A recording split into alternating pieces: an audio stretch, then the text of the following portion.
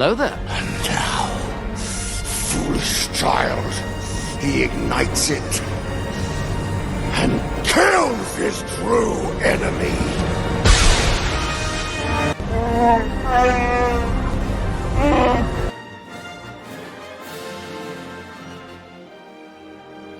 And here we are. Here is the man himself, Ross Sambridge. Welcome to the Hello podcast. there. Welcome for Talks for Dorks. Oh, hello there. Thank you for having me. Yeah, it's really a massive pleasure to have you on, mate. Really been looking forward to this. Well, thank you very much. It's great to be here, and it's lovely to meet you all. Brilliant. So we're going to get into kind of, what you've been doing, what's brought you to the podcast, what projects you've got going on as well. And so some people might know of you or might not know your face, but definitely know of some of your work because you've been in some movie franchise that some people kind of might have heard about, right? Yeah. It might be something to do with that little character you've been pointing at. So this film franchise does include the character of Darth Vader. Is it jogging anyone's memory or struggling in anyone's memory because it happened a long time ago in a galaxy far, far away? Maybe that's the reason we're trying to remember the name of this franchise. That this day that we're releasing this podcast is actually based around, I believe. Oh, that's interesting. Then that film franchise must be called Star Wars. May the 4th be with you. And you all. What a franchise to be able to talk about and have such a special day. I know Tony's dying to ask a question, but obviously, again, like Tony said, Ross, it's great to have you here. And obviously, this is one of the biggest franchises in the world, let alone probably the universe. Even the aliens have probably heard about it because it's set out there in the stars. I'm sure they have. I'm sure they've got it on record all the time. Whenever it's May the 4th, they stick on New Hope. And then they get enthralled like all the rest of us when we watch. And we have that ship pass over our heads at the start of the first one. And then we even see the stormtroopers and Darth Vader come out in all his breathing glory. And yes, and it's the start of a wonderful world that we lived through when we were children. And no, it's awesome. Star Wars is fantastic. And you're right. I'm honoured to be part of the Star Wars family. So, yeah. Yeah, and there's not many people that can make claim to that. So, round of applause to you for landing such a role and being a part of a family like Star Wars. It feels like we've got sort of like geek culture royalty on the show right now. So please do forgive my blushing, mate. So we will get into Star Wars. We'll get into all of that for sure. But you just kind of touched on something I do want to ask you is about childhood, about growing up, and about your geekdom, your fandoms. Was you always into Star Wars? And if not, or what else was you into as a kid? What kind of cartoons, movies, games, toys, like what kind of things were you into growing up? Well, I've always been a Star Wars fan. I've always. Say from watching the first of the films when on either over Christmas or it was Easter, and it just blew my mind. Really did. I thought, wow, what is this? I mean, I can't. Well, I'm about 6 or 7 years old, and I thought, well, I've got to get all the toys and play all the toys. And obviously, when I first saw Chewbacca, I thought, oh, what a wonderful, funny. Brave, interesting character that was. And so I had all the figures and play sets, and you just like expand what you saw on the screen on your bedroom floor or living room or whatever. And it's amazing. And then I've got a brother and younger brother and an older sister, and even we all play together and everything else. And then obviously if you've fan of those, and then other cartoons come about, and I mean I was very much into Mask, and Yes. also like Mask and the Venom, and even like Thundercats as well, and He-Man, and on all those things. Oh, you collect the toys again, like. But I think in a lot of ways, Star Wars was always number one with me. And sometimes I'd mix the genres like Action Force and Star Wars together, and even doing crossovers before it was a thing. And it was just a wonderful time growing up in the mid-80s, and it was just nice. I was literally just made me think that it's one of those things that now in cinema there's a whole universe, well, a whole thing about multiverse, isn't there? Things crossing over that we loved. But as kids, our imagination, we did that because we had, like I had Ghostbusters toys and Turtles. We were making our own multiverses as kids with our imagination. But now we're getting to see some of those play out in movies now. So it makes it even cooler that we're like, we had those ideas because we were cool kids. We were there first, and yeah. I was going to say, because one of our regular listeners, Kaz, this kind of stems into it because you were a Star Wars fan. It was one of your big things that you always loved. When you got the role, obviously I don't believe we've actually mentioned the roles, the actual roles that you've done. And obviously I'm lucky enough to have my own signed pictures because I saw Ross in person. So nerd to the other two guys. One of your roles was in Solo, the Han Solo movie. I said Solo quite a lot then. As a Wookiee, which, as you said, Chewbacca was one of your favorites. But you also played Snoke, which one half, yes. One half of Snoke. Yes, so I should say that. Yes, I was the physical embodiment of Snoke this year on screen, and Andy Serkis was the voice, and together we brought him alive. I'd say a bit like James Earl Jones and Dave Prowse as Darth Vader. This is exactly what I said to the boys earlier. This is where I think of it, because when you think of Star Wars, James Earl Jones is the voice, but we know Dave Prowse is the body, and that's such an important part. People, it's not just the voice, is it? It's such an important part. You're embodying what we see, not just what we hear. Your movements. There was other. Thank you. I mean, there was other. Sorry, I didn't mean to interrupt you, but I was just saying that there was other, obviously, there were a stunt and also a swordsman for some of the fighting scenes with Darth Vader. But Dave Prowse is the physical sort of like body you see, like what comes out on the ship and everything else. But yes, you're right about the movements, because we were told, like we had free reign of how Snoke was going to interact with Daisy Ridley and Adam Driver, and so they wanted a fully fleshed out character for them to work with. And because he's a hologram in Force Awakens, they didn't know how he was going to move about and things. And so Andy would copy my movements and I would copy Andy's. And then that's why they blended it together to make the one character to move on screen as it is. That's what I mean. It's like, you see a lot of acting when it's the person doing the role, it's them doing the voice and the movement, so they work together. So I'm sure it's probably a trickier process. And I'm going off even the question I was going to ask about how I got the role, how you got the role, and how you felt. But that is a major part of it. Is it that your role is to do the movements that go with someone else's voice, that they have to blend and go perfectly to what us as viewers will see? I mean, I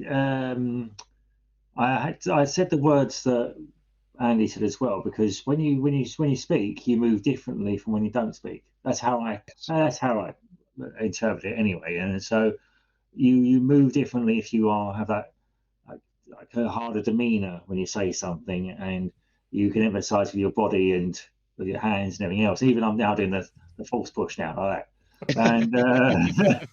So you see me go like that on my chair. Yes, and so it was interesting to. I mean, it was amazing to work with Andy, because him being obviously a movement specialist himself with the mocap work, and he's just an absolute joy to work with as well. Very friendly, very lovely guy, and I just recall how we wanted to make him. Powerful, but also quite fragile at the same time. And without giving too much away, we did have different types of movement for him. but the one that you see on screen is, I guess, the best sort of version of what we did. And I've got a slight curvature of the spine, and so he makes him a bit more, say, creepy when he like towers over and looms down on Kylo Ren. And then when he returns, you see that sort of like the curve of his spine is all kind of twisted up, sort of thing, and he makes him a bit more sort of like well, again, I'd say fragile, but also quite menacing at the same time. And so not an offshoot of that is that I'm quite lucky to have talk about figures and things, and so the Snoke figure does actually incorporate, if I turn it that way around, the curvature. Oh, I've got a chill.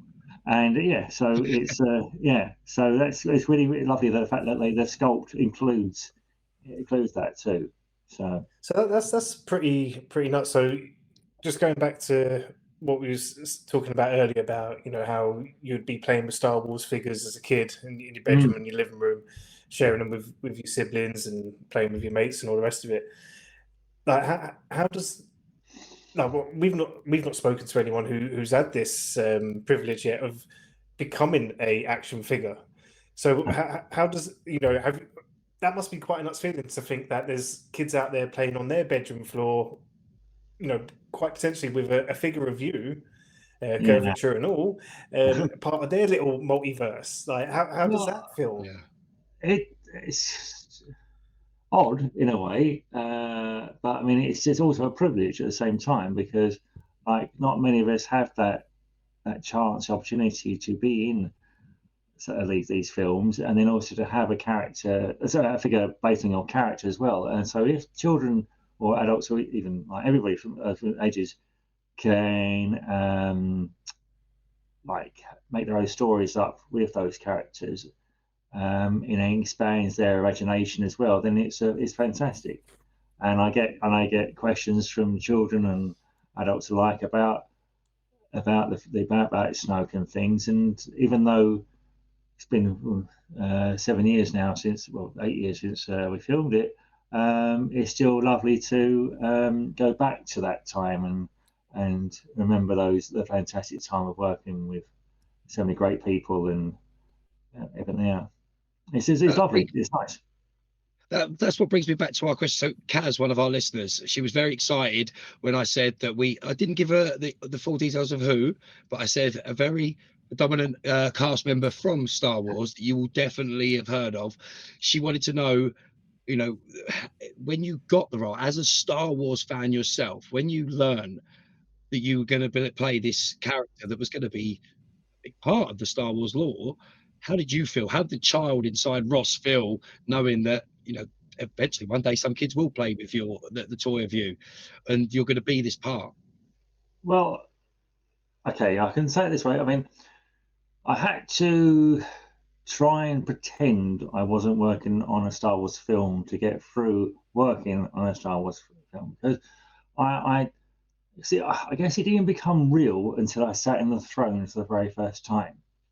And I remember it's like talking to myself, like coaching myself, saying, you know, just play cool, don't mess it up, just sort of like just enjoy it, and just, you know, do what they say, everything else, and just, you know, breathe basically. And then I met Daisy and had a chat to Daisy, and I think I don't know, I became more relaxed when you chatted to the other actors in that particular scene, and you just like get to know them, and you just think, well, you know what, it's like just being back on a play set, being, you know, having that imagination, but you're just doing it for real, and then you just have to then try and, on the way home, try and put like file that away because you can't talk about it, and then it's hard not to talk about it, but you learn not to talk about it because that's what you've been told to do. So but as I say, every day I had a lovely, massive smile on my face because I'm getting to be this character. Well, I didn't really know much about the character at the time, but it was a character. And just say, working with so many great people in the industry as well. I remember where you was and like the moment that you found out that you had been cast for? Well, I was at home and my agent called me and said that they'd like you to come in for a fitting for a film. They will. It was the working with the title was called A Space Bear, and you know, and I thought, well, that sounds a little bit like Star Wars, but I wasn't going to say too much about it. So yeah, so that's how I found out about it, and I had the fitting, and then Ryan said that we'll see you soon, and then I was on set. So yeah, it was just nice. But with the secrecy thing, obviously you can't go around spreading it. It couldn't have been on your social medias. Oh, feeling cute might be in Star Wars or whatever. You know, you can't be saying things like that. But could you tell, or did you want to? Could you tell that immediate family? So you know, like your brothers, sisters, you know, No, any close immediate family? I didn't. No, this is an opportunity like anything that you don't want to like jinx or anything like that. So no, I told nobody, Wow. and it was hard, Hmm. but I just had to. I mean, I was working for another company, like working for in another job, and people just saying to me like, "Oh, you're going on holiday, are you?" And I went, "Yeah, that's right, I'm going on holiday," and I had to make up where I was going, what I did, everything, because I was actually going to the studio to do it. So, but I had to say something because just an order of conversation to keep the thing up, and otherwise I would have slipped up. But no, I just I kept it stum. So when we first met, as we said just before recording many moons ago now, Yeah. you had just finished a project, and I still don't know what that project was. You might not even remember because it was that long ago, and it might have been, you know, beginning of your Star Wars journey. It might have been, you know, a whole something completely different. But I do remember how frustrating it was for like me, Charlie, and Luke. If you remember those guys as well, we we did grill you quite a bit of just saying like, just tell us what you've done. Like you say like, is it acting? What have you done? Is it a movie? Is it TV? And you're just like, it might have been something. It might have been nothing. And you was just so blasé and just so cool about it. And you know, it's only, you know, as in retrospect, as time's passed, I can't remember who it was, but someone was like, "You was Chewbacca, you was Chewie for sure, you was Chewie in something or other," and you was just like, "No, I can't say I wasn't. I can't say I was. I might have been doing something." Just like, and I know firsthand how good you were at, you know, keeping it cool and under your hat. Well, yeah, because you're right. I can't remember exactly what I was working on in that time ago, but I mean, to answer their questions, I have played or at least portrayed Chewbacca for something in like for the 30th anniversary. I was actually dressed as Chewbacca for a signing event with Peter Mayhew. That was back in 2007. So I mean, like the picture's just there on the wall of actually me and Peter and anything else. And but yeah, no, that was back in 2007. I can't remember what it was in 2011. It must have been something, or I don't know.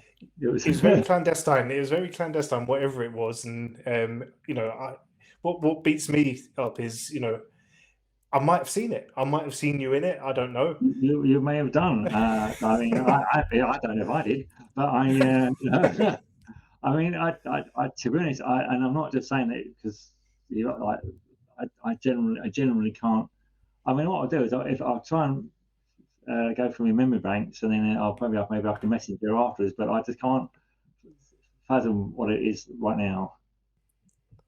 Right. But Well, I was the clever point is how enough good to you bring were. up. I'm looking at IMDb's. IMDb, I'm assuming, doesn't have all of your bodies of work on there. No.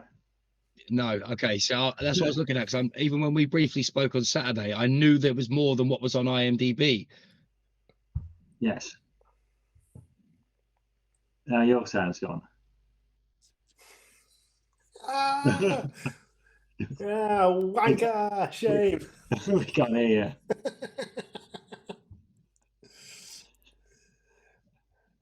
So what I'm sure he was saying was really prolific and probably the best question of the night. But so just while Ryan sorts his Audi internet out, Mm-hmm. Is it sorted now? Oh, back on. He'll be okay. He'll be back. I wrote that. He'll be back. But no, you're gone again. No, it's all right. I've changed it over to normal sounding stuff. So it might sound a bit different. But... No, I can't hear you. Oh no. So I can hear him. I can hear Ross. I can hear Ryan. Woody, you there? Yeah, I can. Yeah. No, I can't hear. I can hear. I can hear everyone. I can't. Right, okay. I'll point to who I can. I'll point to who I can hear. But these It's probably two, different on us. no. We're in different orders, Ross. I can hear. Okay, I can hear the guy in purple. I can just about hear now the guy in the P hat on, but I can't hear. I can't hear the guy on my camera below me. Can't hear me. I can hear you now, but what it is, you're out of sync. You are out of sync for some reason, Wood. Right. Well, at least I can hear you now, and we can hear each other. Right. Okay. I think there'll be a bit of editing going on. This is what we do. I love this. Okay, so where were we? So I was just going to pick up in that galaxy far away. Yeah. So I was just about to ask about anything that's coming up.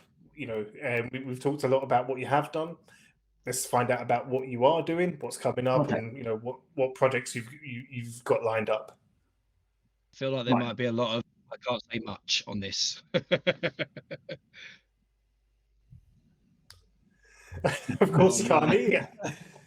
So Ross, hold on. Okay, I can hear you now. Right, say that again.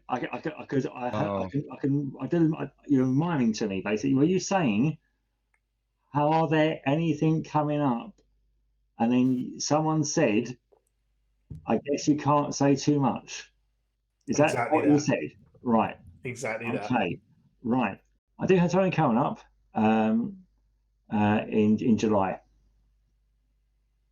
But that's as much as I can say. That's all we see. I told you there was not much you could say about it. We had this brief conversation on Saturday, so I knew we weren't allowed to say too much. But look out for it. It's supposed to be very good. I can't wait. All right.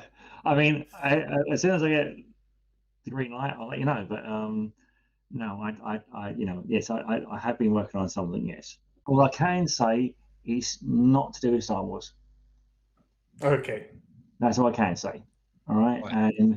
And it's a project that I'm proud of. I did though, and a lot of fun, and it was exciting and a different sort of take on what I normally do. There we go. Right. What you've just seen, if the screen just flickered by any chance, because sometimes, as we were discussing, actors or people in that industry cannot talk about things. So we've just cleared up what we can and can't talk about. But all you guys need to know, with that little flicker you just saw in the editing process, because Woody's technology is amazing and he done it so smoothly, is that Ross has got stuff coming up. One day you will know what it is. So that's enough about what's coming up for Ross on those projects. But that brings us into the next question. You were telling us just before we started recording that you've got some events maybe coming up. You may be leaving the country, for example, Ross, and you may be getting to go do some cool things elsewhere. Some events coming up in Germany, I believe, and America. Yes, that's right. I have.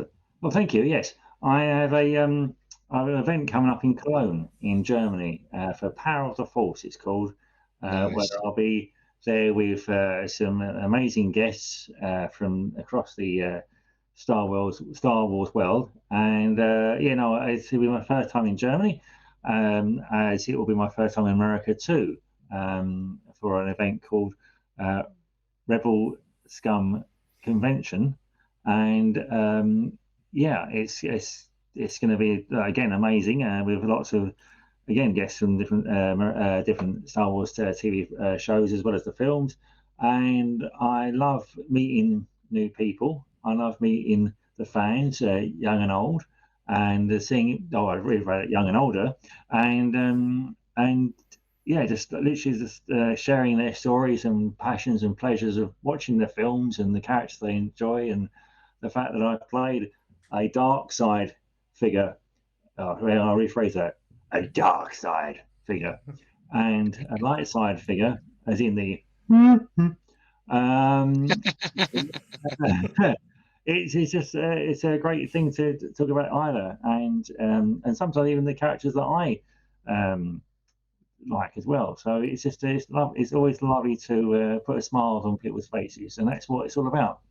And if I can mention, when I was at the Chelmsford event last Saturday, I saw a little family, like a parents and their little 5-year-old child, and they were going past and my table, but I said, like, you can come to the table if you like. It's all fine.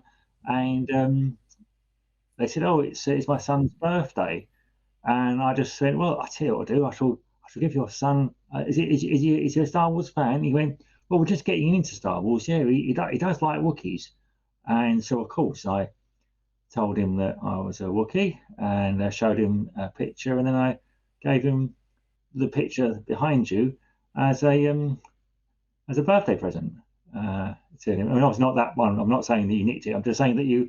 Oh, we weren't meant to mention that, Ross. Yeah. So I wrote a happy birthday to him and anything else, and that was lovely. I mean, I'd say it's lovely that I can actually get to do these things for people and make their day better as well. It is such a big universe, isn't it, of people that love these movies, that, like you said, you started as a fan yourself, you're now part of it, so you know that feeling. You've been that child that you met. You know that you hear a lot about people in the industry, not a lot, but there are people in the industry that are quite rude to people that love their work. Like, I couldn't think of anything worse. If I was in that industry, like, I've wanted to be in that industry my entire life. So to hear about it is amazing, let alone if I was in it, I want to tell the world and share it with the world. I've never met anyone rude like that before. So everyone's been really lovely. The people I've met, and even people that aren't in, or even people that weren't in Star Wars when I met them, everyone's been really lovely, and it's always lovely to chat to people that are enthralled to hear your stories as they are to tell them. So yeah. Sorry, before I cut any of the other boys off, but we're talking stories there. Is there any stories, like, obviously, as geeks, as people that love this, is there any stories from set or any interaction, anything that that as geeks we'd love to hear that you can talk about? Obviously, we'll give you a second on that one. No, that's fine. I have told this to many people, but the people that I love to retelling it because it's something that I hold in my heart quite dearly, and it's funny, but it's also just quite nice.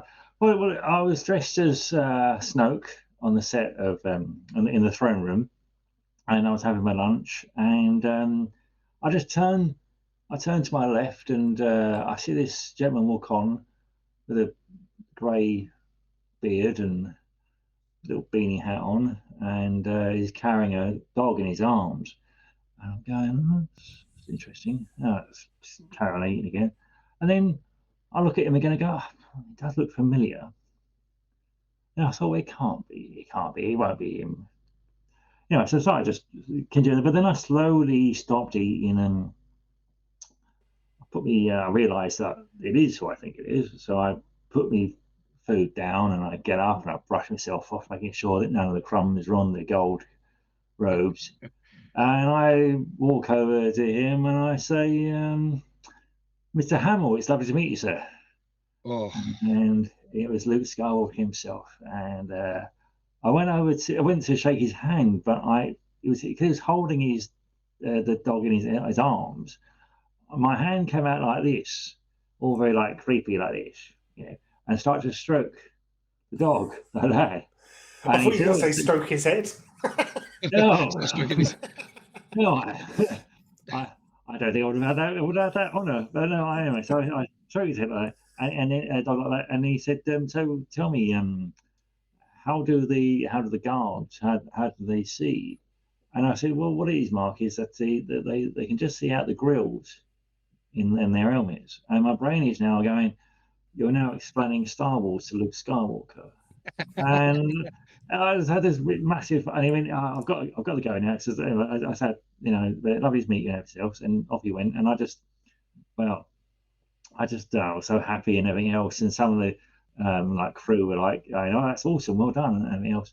So then it was time to go back onto the throne and be all menacing again. And I went back into the old pose of I'm like, just leaning back like that, and one of the ADs went, Ross, just that Snoke's not wearing glasses in this scene. I forgot that I was wearing my glasses, so I was going, oh gosh, well, took them off, and I put them behind myself on the throne, and then did my acting leg, and then when Andy Serkis came back to do his bit of it, I realised that I left my glasses on the throne as he was doing his bit.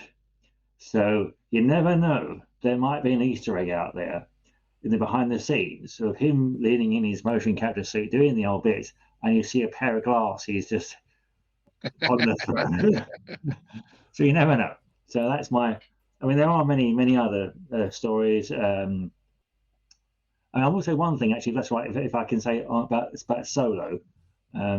Yeah. And I know I speak gushy, but I working with two other guys being the other Wookiees for most of my scenes. Working with them, we became brothers on that set, and we're still in communication with each other to this day. And we have done a few Comic Cons together, so it's always an absolute pleasure and a privilege, and just a wonderful thing to have us three back again.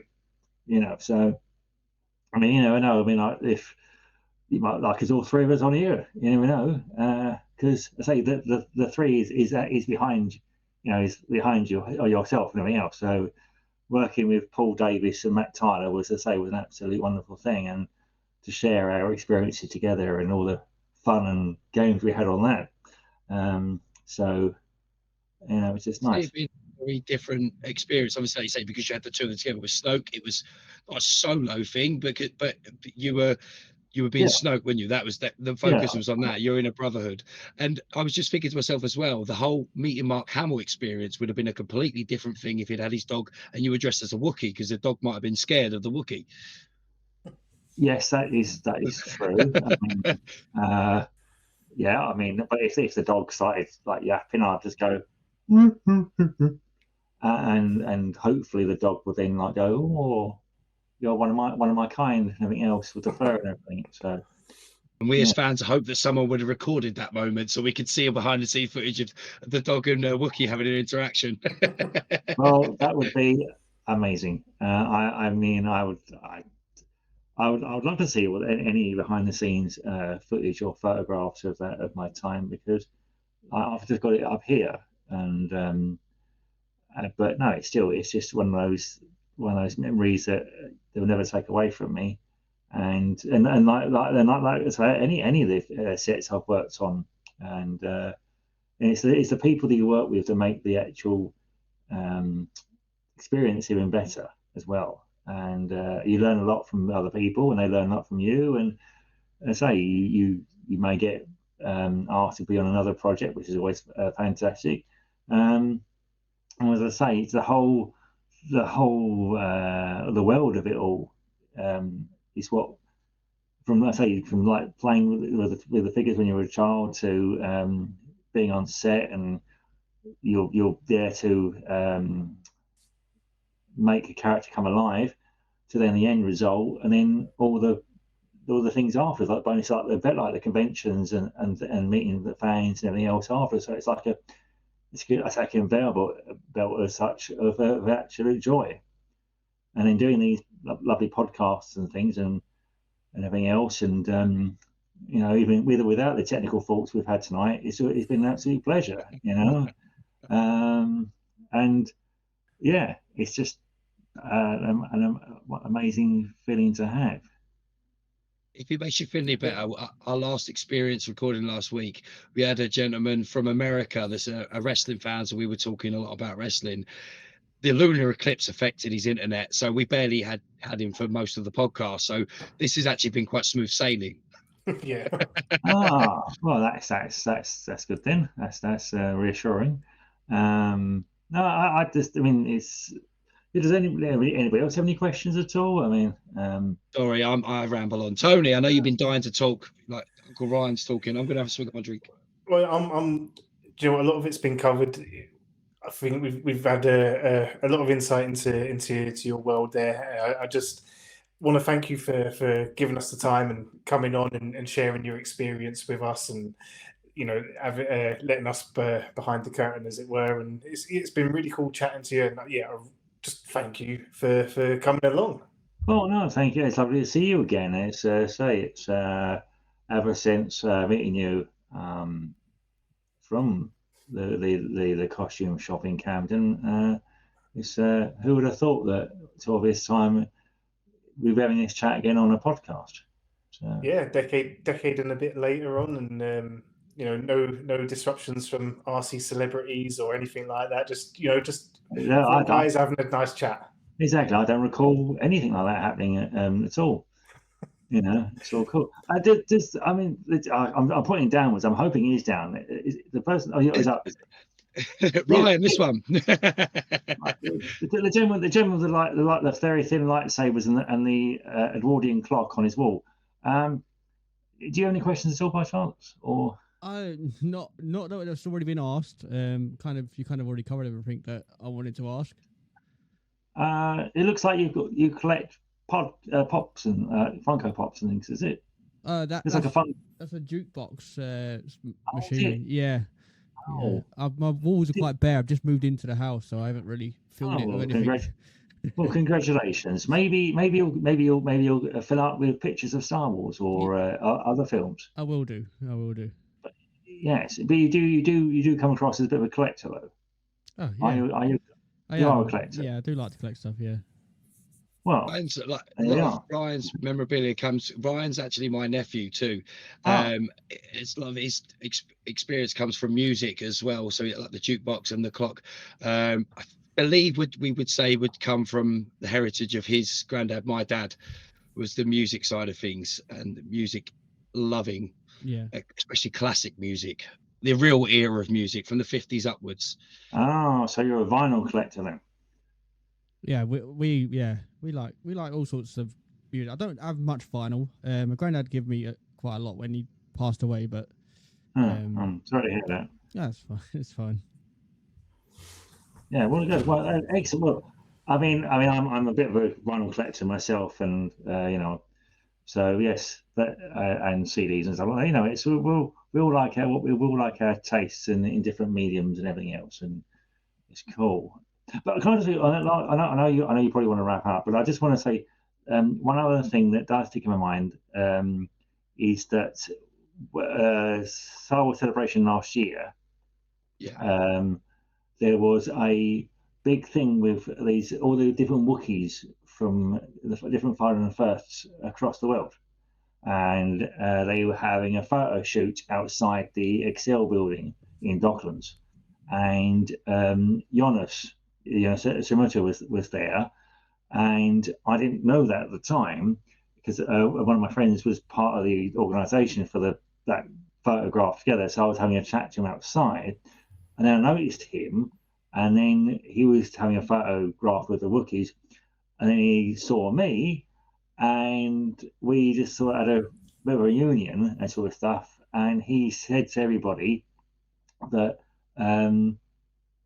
that I was the first person he met on the set of Solo, and it just made it even nicer for him, that sort of stuff. So I do remember that, and there was a photograph on the wall of him and I having a nice little handshake and everything else with all the Wookiees behind that sort of stuff. So as I say, it's again, I'm gushing, but it's a really nice feeling to have when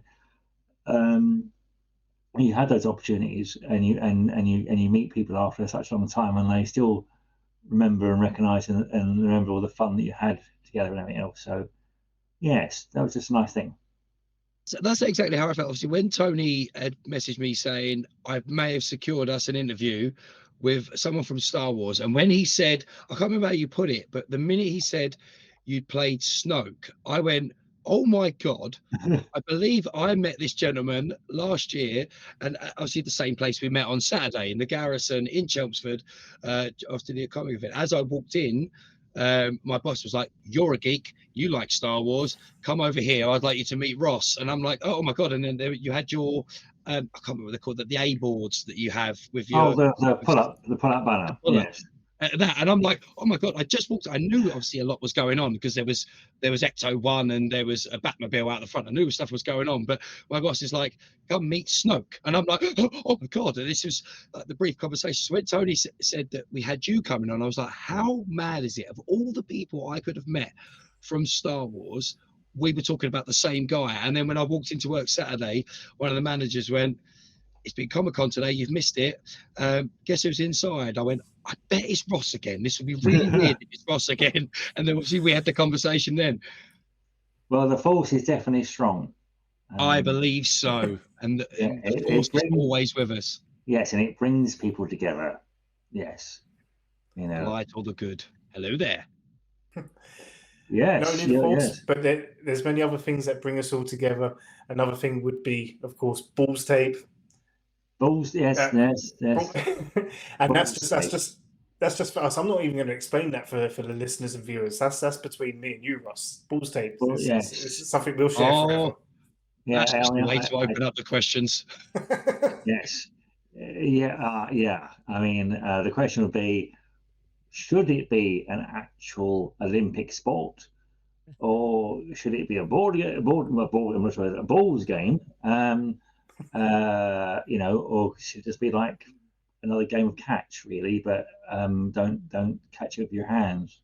You know, it's one if the listeners to send us in a postcard. They still do that, I don't know, or on YouTube and things like that, or write in and ask. Let's ask them for their interpretation of balls tape and to film what they think balls tape is. That'd be great if they figure it out. Yeah, it could be a whole new thing on this TikTok thing and everything else. I just hope I haven't said too much and get you in trouble with the word TikTok and YouTube. That's balls tape. That's balls tape. Yeah, no, I think possibly all any future films should end with the line, "That's balls tape," you know, or you know, "Oh my God, he's dead. That's balls tape," and then there you go, that sort of stuff. So you know. Well, mate, you're the actor, the thespian of us four here, so it's down to you to get that in a script at some point. Well, I'll do my very best, you know, if I. Yeah. I've got a great idea. Now that we've heard you say it at least 3 or 4 times, we've got enough sound bites there to use this as a thing. You know, we've got, whenever we talk about balls tape, we can have Ross's audio come back and go, "That's balls tape." You'll always be part of the podcast. I don't mind royalties. It's fine. Tony, that's your paying for that. Oh shit. But again, Ross, really, honestly, thank you for joining us. Thank you for giving us your time. All right. No, thank you very much indeed. You've been an absolute gentleman, and you know, wish you all the best in all your future endeavours, and you know, I'd love to keep up with what's going on, mate. Well, yeah, no, and thank you very much indeed, and it would be lovely to come on here again if I'm allowed, if I'm invited. Maybe I can try and get maybe one of the other 2 guys on if possible, or just even like be nice to just do this again sometime soon. A Wookiee celebration. I'm down for that. And have a great time in Germany and America as well. Well, thank you very much indeed. Well, I guess the only way we can say goodbye, or say goodbye, or see you later, is may the force be with you. Or great ending. Or yes.